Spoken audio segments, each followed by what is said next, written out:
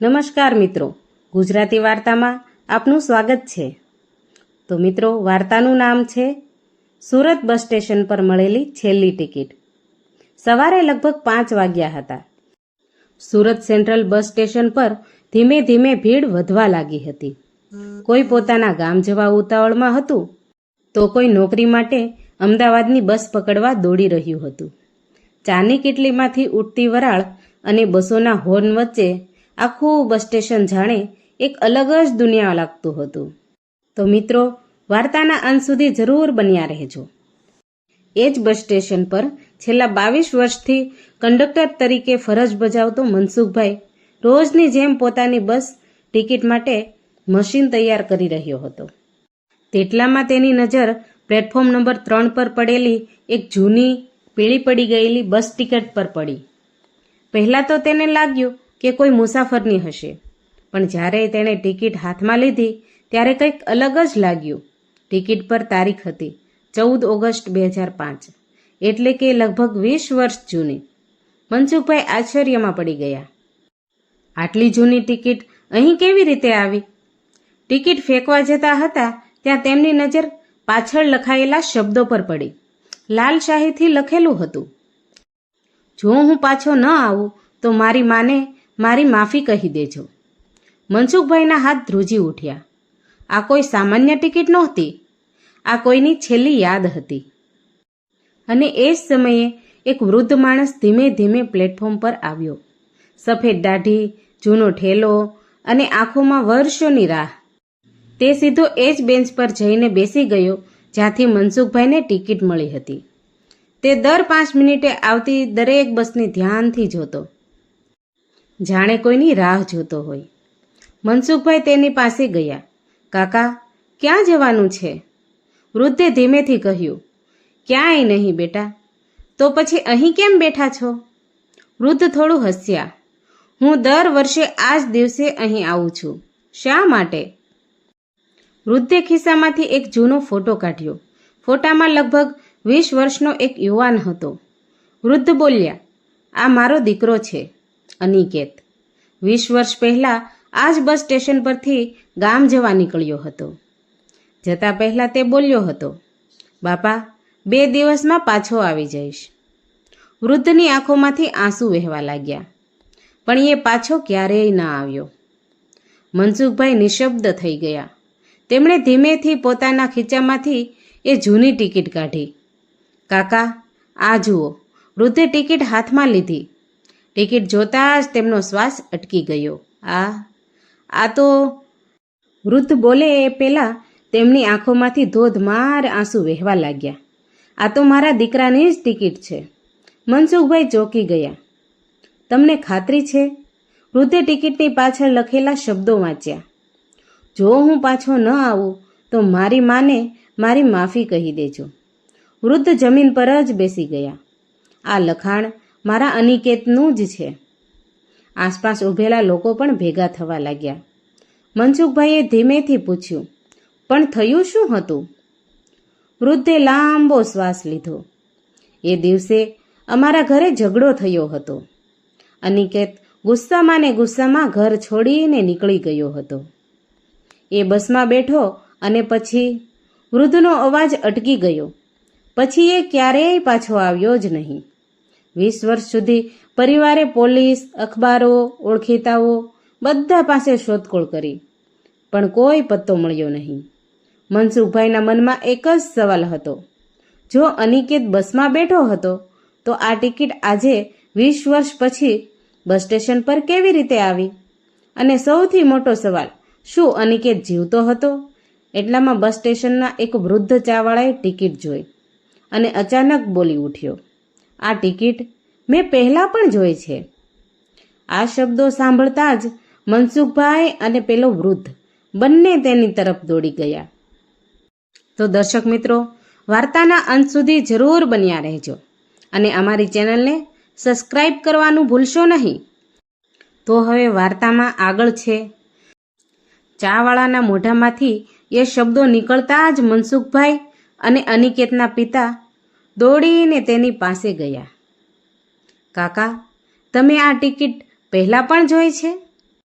ચાવાળાએ થોડો સમય શાંતિ રાખી, પછી ધીમેથી બોલ્યો, હા, જોઈ છે, લગભગ 20 વર્ષ પહેલાં. આસપાસ ઊભેલા બધા લોકો એકદમ જ શાંત થઈ ગયા. ચાવાળાએ પોતાની ચાની કીટલી ધીમી કરી અને કહેવા લાગ્યો, એ દિવસ આજે પણ મને યાદ છે. 20 વર્ષ પહેલાં 14 ઓગસ્ટ 2005 ભારે વરસાદ પડી રહ્યો હતો. બસ સ્ટેશન પર ખૂબ જ ભીડ હતી. એ જ સમયે એક યુવાન અહીં આવ્યો. તેની આંખો લાલ હતી. લાગતું હતું કે ખૂબ રડ્યો હતો. એ મારી પાસે આવ્યો અને બોલ્યો, કાકા, એક કપ ચા આપો. ચા પીતા પીતા તેણે ખિસ્સામાંથી આ જ ટિકિટ કાઢી હતી. પાછળ કંઈક લખ્યું, પણ લાંબા સમય સુધી એ ટિકિટને જોતો રહ્યો.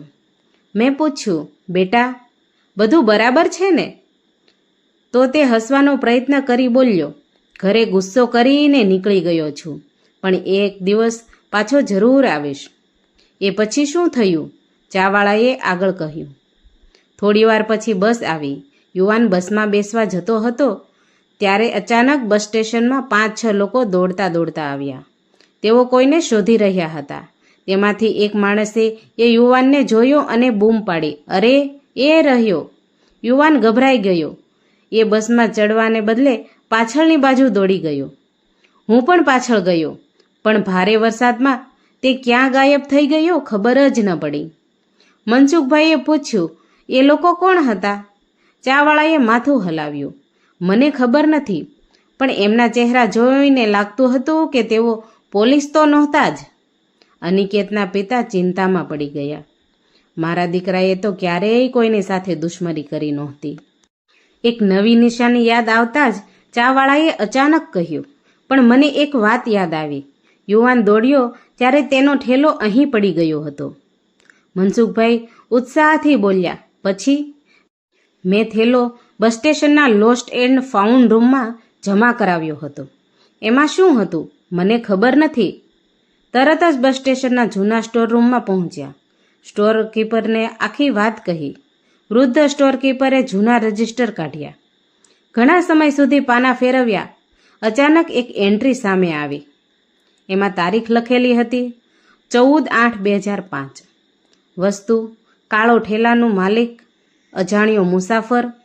ટોપકીપર બોલ્યા, થેલો તો હજુ પણ છે, કારણ કે કોઈ લેવા આવ્યું જ નહોતું. થોડીવાર પછી ધૂળથી ભરેલો એક કાળો થેલો લાવવામાં આવ્યો. અનિકેતના પિતાના હાથ ધ્રુજી રહ્યા હતા. તેમણે ધીમેથી ચેન ખોલી. અંદર 2 જોડ કપડાં, એક નાની ડાયરી અને એક પરિવારનો ફોટો હતો.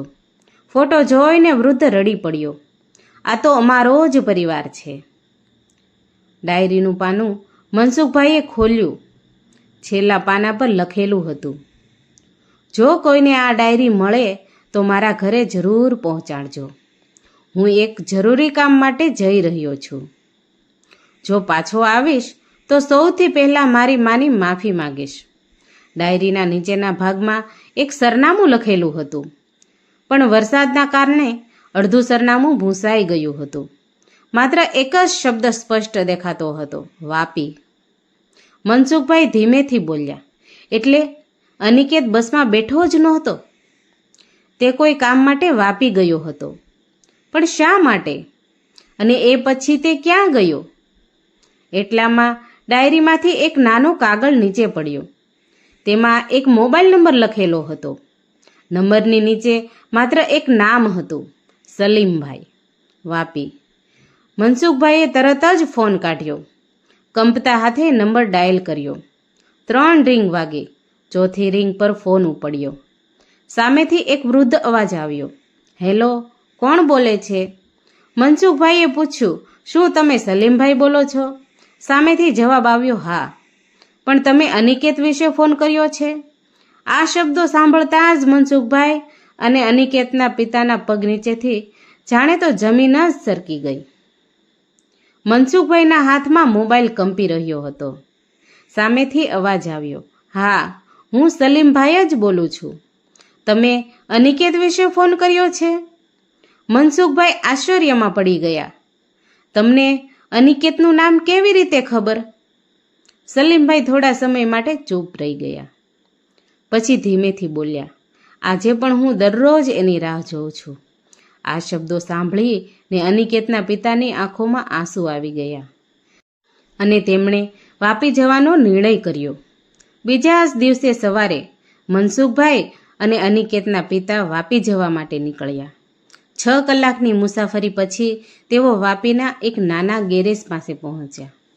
બોર્ડ પર લખેલું હતું, સલીમ ઓટો ગેરેજ. અંદર લગભગ 70 વર્ષના એક વૃદ્ધ કામ કરી રહ્યા હતા. મનસુખભાઈએ પૂછ્યું, તમે જ સલીમભાઈ છો? વૃદ્ધે માથું હલાવ્યું. પછી ધીમેથી પૂછ્યું, અનિકેત આવ્યો છે? અનિકેતના પિતાએ રડતા રડતા કહ્યું, હું એનો પિતા છું. આ સાંભળતા જ સલીમભાઈની આંખો ભરાઈ ગઈ. 20 વર્ષ પહેલાં ભારે વરસાદમાં એક યુવાન મારા ગેરેજ પાસે બેભાન હાલતમાં મળ્યો હતો. તેના માથામાં ગંભીર ઈજા હતી. અમે તેને હોસ્પિટલમાં દાખલ કર્યો. ડૉક્ટરોએ કહ્યું હતું કે તેનો જીવ બચી ગયો, પણ તે પોતાની યાદશક્તિ ગુમાવી બેઠો હતો. અનિકેતના પિતાના હાથ ધ્રુજી ઉઠ્યા. એટલે એને કશું યાદ નહોતું? ના, પોતાનું નામ પણ નહીં. નવું નામ, નવી જિંદગી. સલીમભાઈએ આગળ બોલ્યા, હું એકલો જ હતો. મેં તેને મારા દીકરાની જેમ રાખ્યો. એનું નામ રાખ્યું અમાન. ધીમે ધીમે તે ગેરેજમાં કામ શીખી ગયો. ખૂબ સારો અને મહેનતુ હતો. પણ દર વર્ષે 14 ઓગસ્ટ એ આખો દિવસ ઉદાસ રહેતો. કહેતો, મને લાગે છે કોઈ મારી રાહ જોઈ રહ્યું છે. આ સાંભળીને અનિકેતના પિતા ધ્રુસકે ને ધ્રુસકે રડવા લાગ્યા. પણ સૌથી મોટો આઘાત હજુ બાકી હતો. મનસુખભાઈએ ઉતાવળમાં પૂછ્યું, પછી શું થયું? હવે એ ક્યાં છે? સલીમભાઈએ દિવાલ પર ટાંગેલો એક ફોટો ઉતાર્યો. ફોટામાં એક હસતો યુવાન હતો. ગળામાં ફૂલોનો હાર ચડાવેલો હતો. મનસુખભાઈ સમજી ગયા. તેમના હોઠ સુકાઈ ગયા. સલીમભાઈની આંખોમાંથી આંસુ વહેવા લાગ્યા. તેમને શું બોલવું તે કંઈ સમજાતું નહોતું. 3 વર્ષ પહેલાં એક રોડ અકસ્માતમાં અમાન અમને છોડીને ચાલ્યો ગયો. આ સાંભળીને અનિકેતના પિતા જમીન પર બેસી ગયા. હે ભગવાન, હું 20 વર્ષ રાહ જોતો રહ્યો અને મારો દીકરો તો... તેમનો અવાજ બંધ થઈ ગયો. અચાનક મળેલી ભેટ યાદ આવી. સલીમભાઈ અંદર ગયા. એક લોખંડની પેટી લઈને આવ્યા. મનસુખભાઈને પેટી આપતા તે બોલ્યા, આ અમાનની વસ્તુઓ છે. પેટી ખોલતા અંદર એક જૂની ઘડિયાળ, એક ડાયરી અને એક સીલબંધ કવર હતું. કવર પર લખેલું હતું, જે દિવસે મને મારું સાચો પરિવાર મળે એ દિવસે જ આ પત્ર ખોલજો. અનિકેતના પિતાના હાથ કંપી રહ્યા હતા. તેમણે કવર ખોલ્યું. અંદર લખ્યું હતું, મને ખબર નથી હું કોણ છું, પણ દરરોજ એક ચહેરો સપનામાં આવે છે. એક માણસ મને બેટા કહીને બોલાવે છે. એક સ્ત્રી મારા માથા પર હાથ ફેરવે છે. જો આ પત્ર મારા પરિવાર સુધી પહોંચે તો તેમને કહેજો, મેં તમને ક્યારેય ભૂલ્યા જ નથી. કારણ કે દિલને એ યાદ હતું જે દિમાગ ભૂલી ગયું હતું. પત્ર વાંચીને ત્યાં હાજર દરેક વ્યક્તિની આંખોમાંથી આંસુ વહી નીકળ્યા. અનિકેતના પિતાએ સલીમનો હાથ પકડી લીધો. આજથી તમે અજાણ્યા નથી. તમે મારા દીકરાને 20 વર્ષ સુધી જીવાડ્યો. તમે તેના બીજા પિતા છો. થોડા દિવસ પછી અનિકેતની અસ્થિઓને તેમને વતન લાવવામાં આવી. સુરત બસ સ્ટેશન પર એ જ બેન્ચ પાસે જ્યાંથી આ સફર શરૂ થઈ હતી. મનસુખભાઈએ 20 વર્ષ જૂની ટિકિટ કાચની ફ્રેમમાં મુકાવી.